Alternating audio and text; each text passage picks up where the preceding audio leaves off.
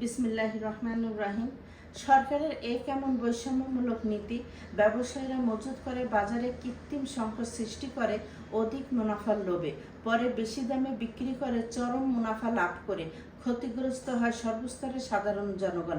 এদের অন্যায্য কাজ বন্ধ করার জন্য সরকারি বিভিন্ন সংস্থা বিভিন্ন সময় অভিযান চালায়। যেমন ভোক্তা অধিদপ্তরের কর্মকর্তারা তাদের অন্যায্য কাজের জন্য জেল, জরিমানা এসব শাস্তি দেয়। তাহলে সরকারের মাননীয় বলতেই হবে।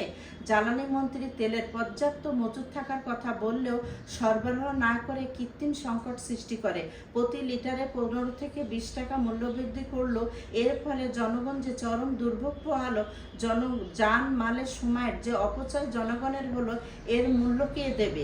এর বিচার জনগণ কিভাবে পাবে? প্রশ্ন রহিল জনগণের নির্বাচিত সরকারের নিকট। প্রশ্নের উত্তর সরকার অবশ্যই দেবে না, কারণ অভাগা জনগণের প্রশ্নের জবাবদিহিতা কোনো সরকারের পছন্দ করে না।